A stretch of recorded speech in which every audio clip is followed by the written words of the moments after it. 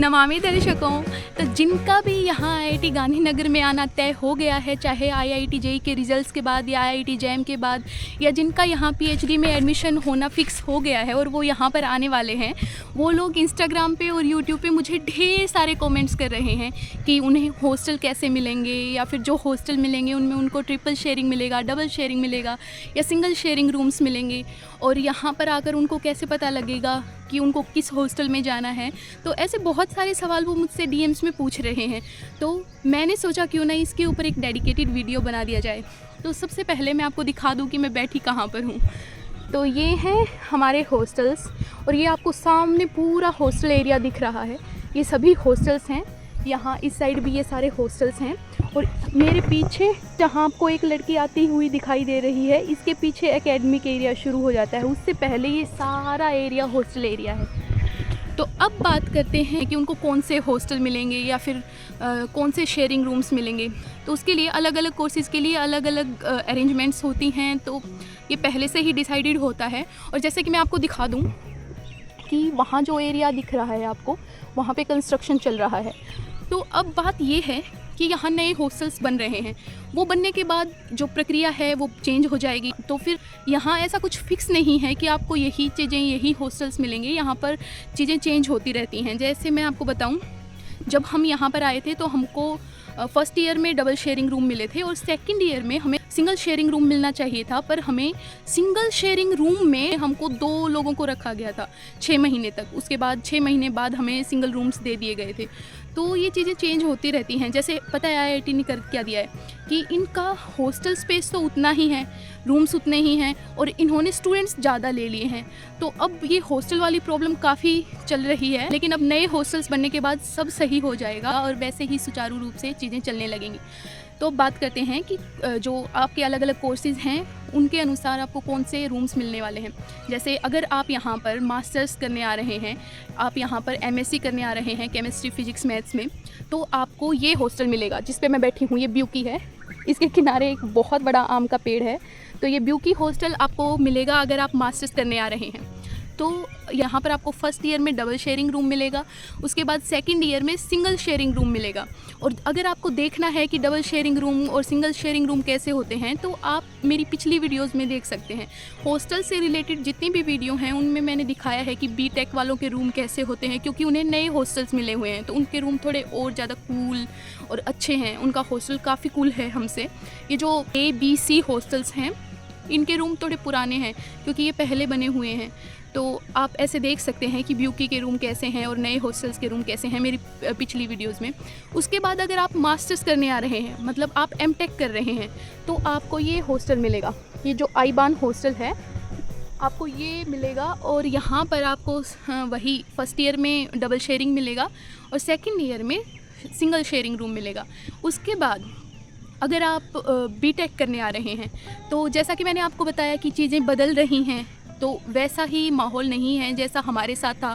और हमारे जो सीनियर्स थे उनको और अच्छे से रहने को मिला था, हमें थोड़ा स्ट्रगल करना पड़ा था। हो सकता है अगले साल और उससे अगले साल 2 साल जो बच्चे आएंगे उनको थोड़ा स्ट्रगल करना पड़े, उसके बाद तो नए हॉस्टल्स बन जाएंगे। तो जो बीटेक में बच्चे आते हैं उनको फर्स्ट ईयर में ट्रिपल शेयरिंग रूम में 4 लोगों को रखा जाता है। मतलब अभी ये प्रॉब्लम चल रही है, इनटेक ज़्यादा कर लिया तो ऐसा हो रहा है। पहले ट्रिपल शेयरिंग में 3 लोगों को ही रखा जाता था, फिर सेकंड ईयर में उन्हें डबल शेयरिंग रूम मिलते थे, थर्ड ईयर में भी शायद डबल शेयरिंग रूम मिलते थे, और फोर्थ ईयर में उन्हें सिंगल शेयरिंग रूम्स मिलते थे। तो बीटेक में ऐसा चलता था कि पहले 3 साल आपको अपने रूम को शेयर करना पड़ता है और चौथे साल आपको सिंगल शेयरिंग रूम मिलता है। जो मास्टर्स है उसमें आपको बस पहले साल शेयर करना पड़ता है अपना रूम, उसके बाद आपको सिंगल रूम मिलते हैं।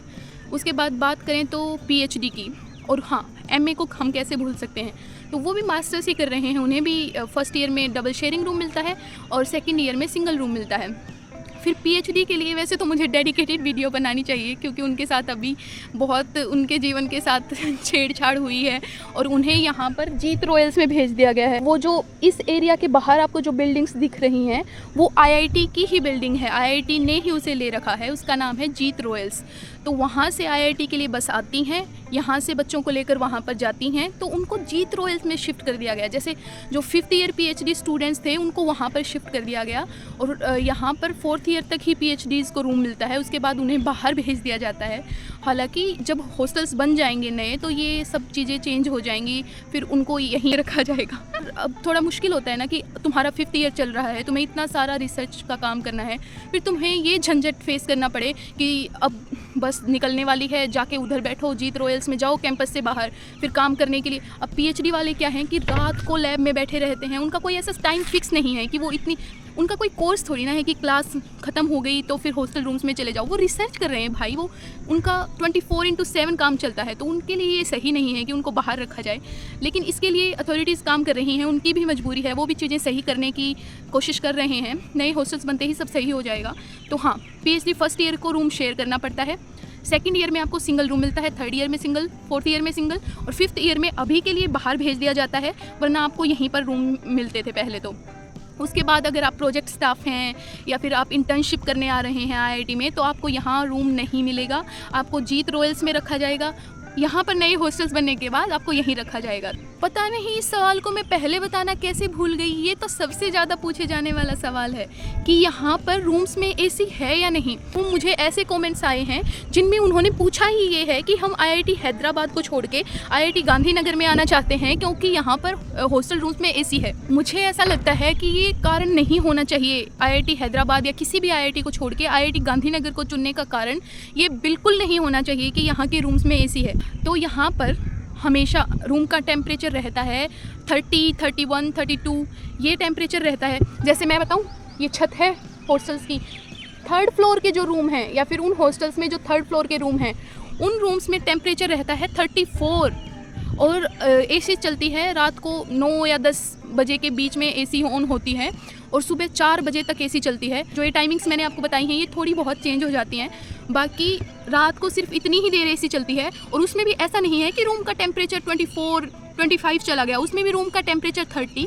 या 31 ही रहता है। जैसे मेरे रूम का टेम्परेचर पहले जब मैं 3rd फ्लोर पे थी तो रहता था 31, 32, और जो नीचे वाले रूम्स हैं, अब मैं ग्राउंड फ्लोर पे शिफ्ट हो गई हूँ तो 28, 29 ये रहता है। तो IIT गांधीनगर में आने का कारण ये होना चाहिए कि यहाँ बहुत अच्छी रिसर्च होती है, यहाँ पर प्रोफेसर्स बहुत अच्छे हैं, हेल्पिंग हैं, और जो यहाँ एक सोसाइटी है वो बहुत ही अच्छी है, वो आपको बिल्कुल जज नहीं करते, वो बहुत हेल्पिंग हैं। ये कारण होना चाहिए। रूम्स में AC है, बिल्कुल ये कारण नहीं होना चाहिए, क्योंकि यहाँ पर रूम में AC होना ना होना बराबर ही है। ऊपर से अगर आप ये सोच के आ रहे हैं कि आपसे गर्मी नहीं सही जाती तो IIT गांधीनगर तो आपको हिलाकर रख देगी। यहाँ पर बहुत गर्मी होती है। अगर आप यहाँ पर आ रहे हैं एडमिशन लेने के लिए तो वो मोटे मोटे कंबल लेकर मत आना कि सर्दियों का काम इनसे चल जाएगा। यहाँ सर्दी होती ही नहीं, IIT गांधीनगर में सर्दी होती ही नहीं है। मतलब मैं तो नॉर्थ साइड से हूँ, हरियाणा से हूँ, तो मुझे ऐसा लगता था पहले यहाँ पर कि हो सकता है वैसे ही सर्दी होगी। मैं मोटे मोटे कंबल लेके आई थी कि सर्दियों में क्या पता घर आ पाऊँ ना आ पाऊँ। वो कंबल मैंने कभी यूज़ नहीं किया, वैसा का वैसा मैंने घर पे भेज दिया। तो यहाँ पर सर्दी नहीं होती है, पतले कंबल से आपका काम चल जाएगा। उसके बाद हाँ, अगर आप साउथ इंडिया से यहाँ आ रहे हैं तो आपको लगेगा कि थोड़ी सर्दी है, तो उस केस में आपको लाना पड़ सकता है।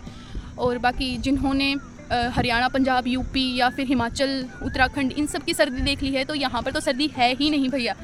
तो मैं ये बता रही थी। हाँ, तो AC के लिए यहाँ पर मत आना, ये डिसाइडिंग फैक्टर नहीं होना चाहिए। तो ये सब कुछ बातें थी जो लोग मुझसे कमेंट्स में पूछ रहे थे। और ये AC वाला क्वेश्चन तो बहुत बार पूछा गया था कि IIT हैदराबाद और IIT गांधीनगर के बीच चॉइस है, तो मैं IIT गांधीनगर को इसलिए चुन रहा हूँ दीदी क्योंकि यहाँ पर रूम्स में AC है। ऐसा नहीं होना चाहिए, मैंने भी यही सोच के चुना था, पर ऐसा नहीं है, ये डिसाइडिंग फैक्टर नहीं होना चाहिए। तो ये सब बातें थी। इसके अतिरिक्त अगर आपके मन में और सवाल उमड़ रहे हैं तो आप मुझसे पूछ सकते हैं, मैं उनसे रिलेटेड वीडियो बना दूंगी। हर एक का जवाब देना थोड़ा मुश्किल हो जाता है, लेकिन वीडियोस में सारी बातें एक्सप्लेन करना थोड़ा आसान है। तो ये थे आपके सवालों के जवाब। पूछते रहिए, मैं आपको बताती रहूँगी। फिर मिलते हैं फिर किसी वीडियो में। शुभेच्छा।